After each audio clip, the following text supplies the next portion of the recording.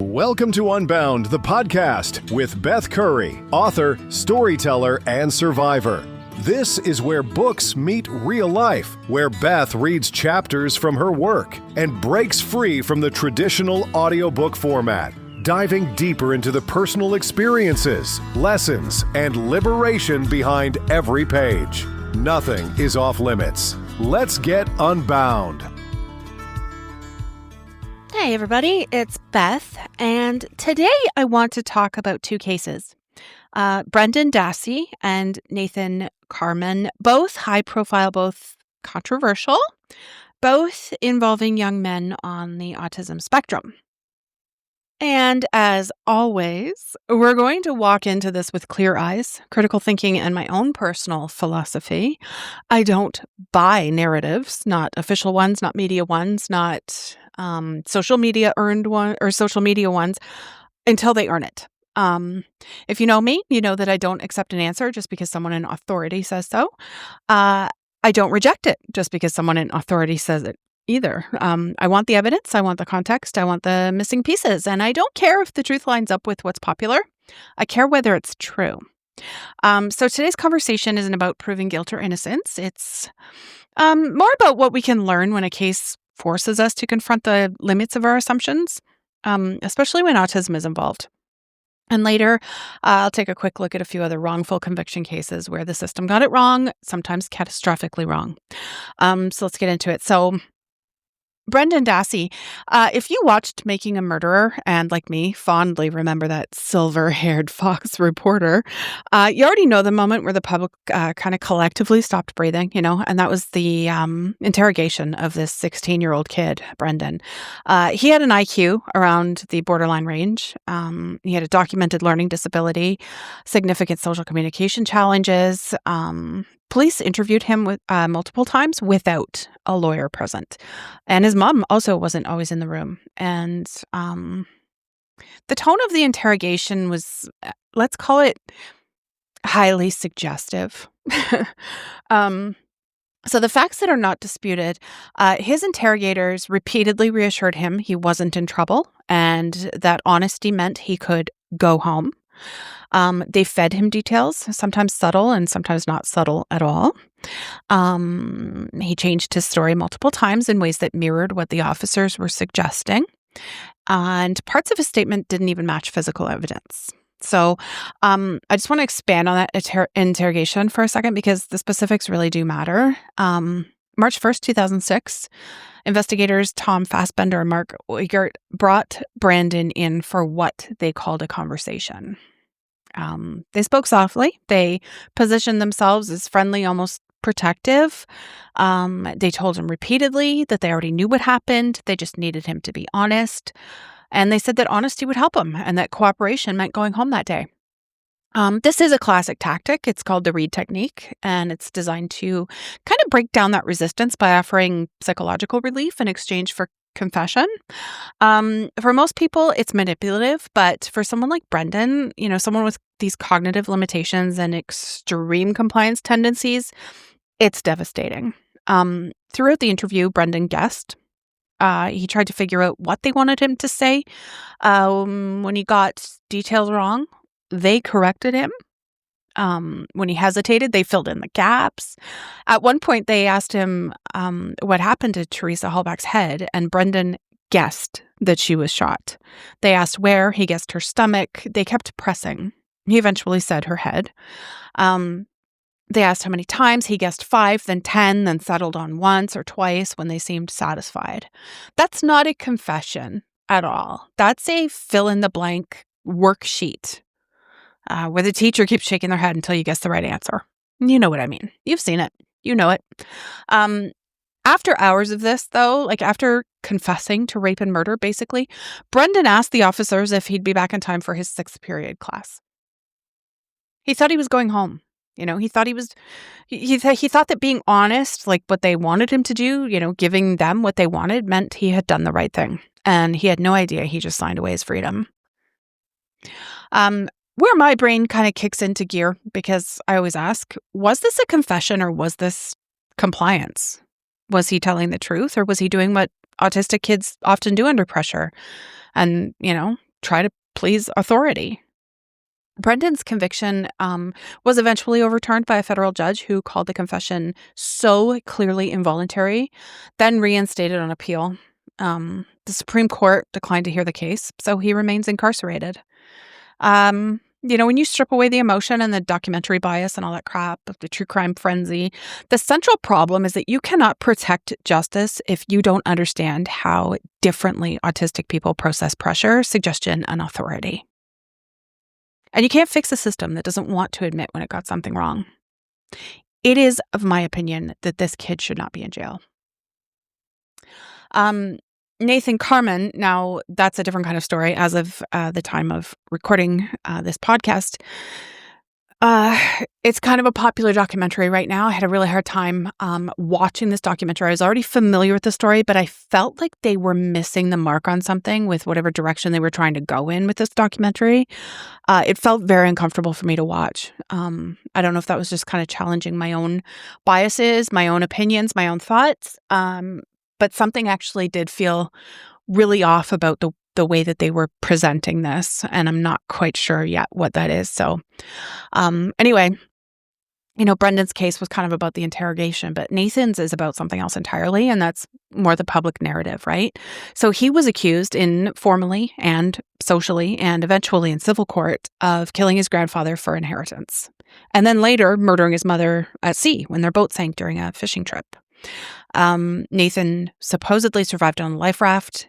His mom's body was never found, and he insisted it was a tragic accident. So the timeline, because context matters, in 2013, Nathan's grandfather, John Chakalos, was found shot to death in his home in Windsor, Connecticut.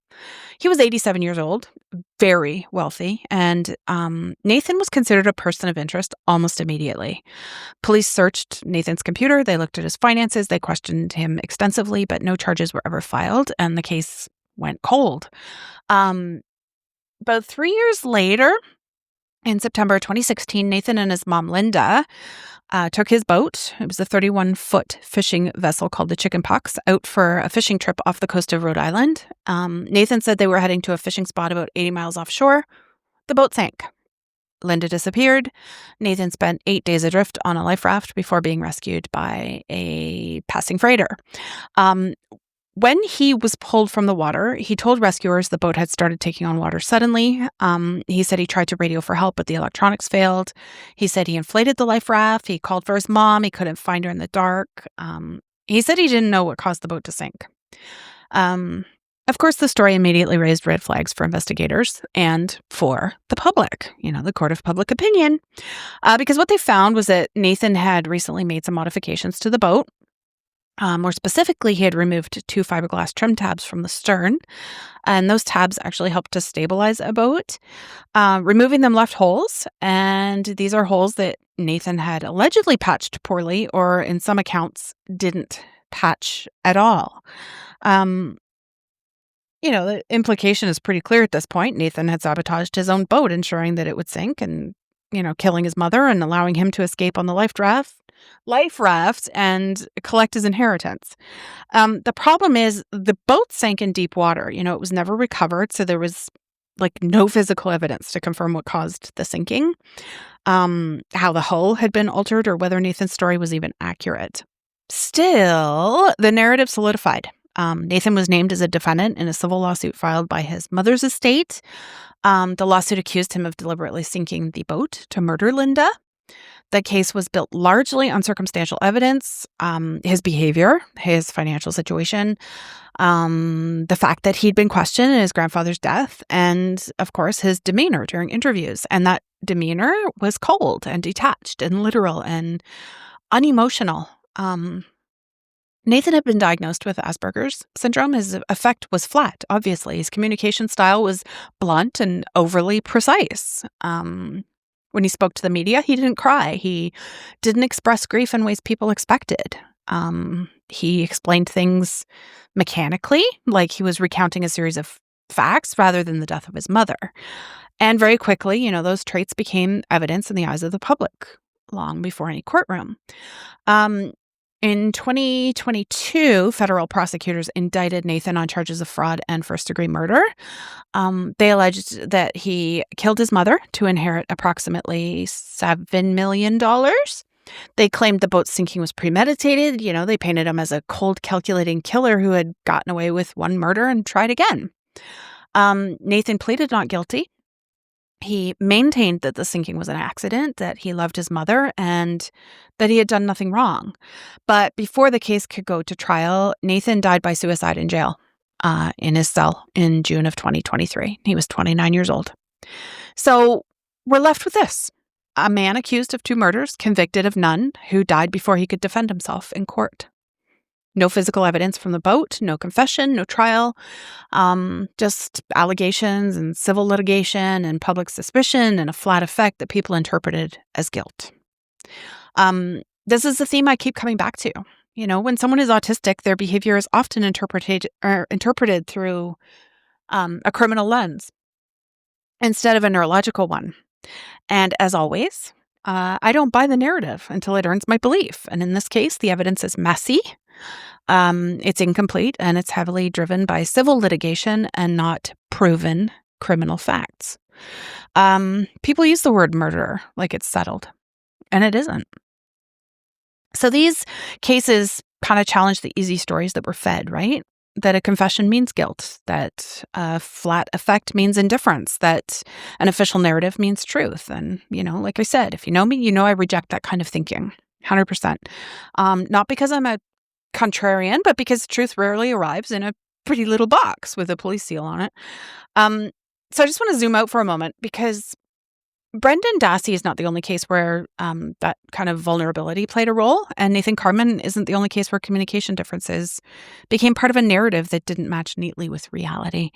So I just want to look at a few others. Cases you've probably heard of, or maybe not, cases where the justice system kind of leaned heavily on statements that never should have held up at all. The West Memphis 3. In 93, 3 teenagers in West Memphis, Arkansas, were accused of murdering 3 boys. A case fueled by panic and rumor and the so-called satanic ritual fears of the era.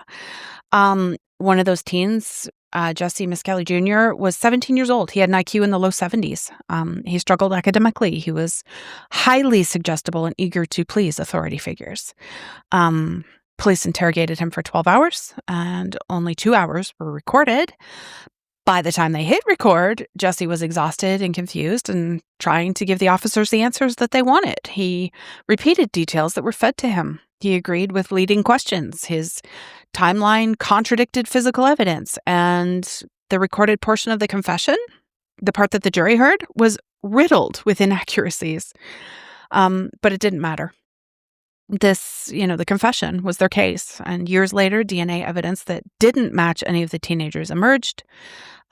Forensics experts tore apart the satanic ritual claims as nonsense. And after 18 years, these 3 were released. And, his vulnerability wasn't a footnote, Jesse's. It was the reason he confessed.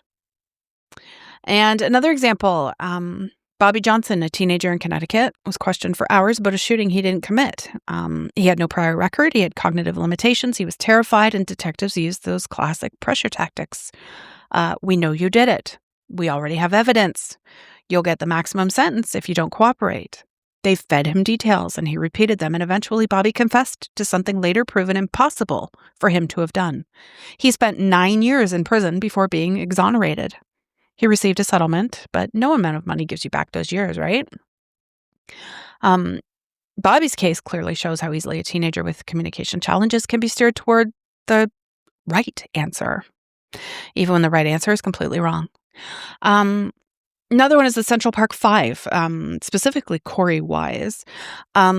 One of the most documented wrongful convictions in American history. These 5 teenagers were pressured into giving false confessions. All were exhausted and scared and misled by interrogators who told them they could go home if they just said what the officers wanted to hear. One teen, Corey Wise, is especially relevant here. Corey had an undiagnosed learning disability. He had difficulty processing questions quickly under stress, and he was older than the others, which ironically made him more vulnerable. He was the only one questioned without a parent present.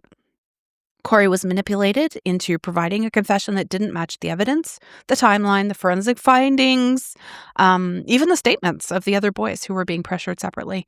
He spent more than a decade in some of the harshest prisons in the country. DNA eventually proved all 5 were innocent. The actual perp came forward. The convictions were vacated.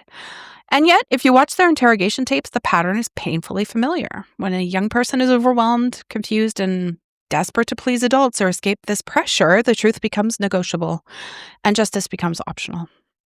The pattern here isn't necessarily about autism alone. It's about suggestibility and literal thinking and maybe a fear of conflict, compliance with authority,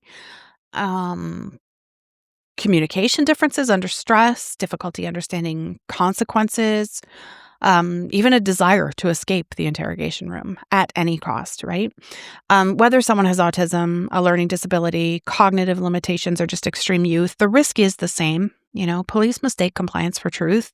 Courts mistake a confession for accuracy. And the public mistakes a statement for guilt.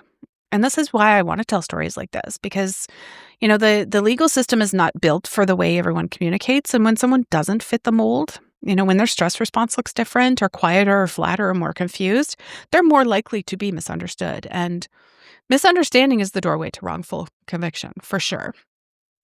So the trends that you see over and over, autistic communication is misinterpreted as guilt. Literal answers are taken as confessions. Lack of eye contact, that's huge. It's seen as deception.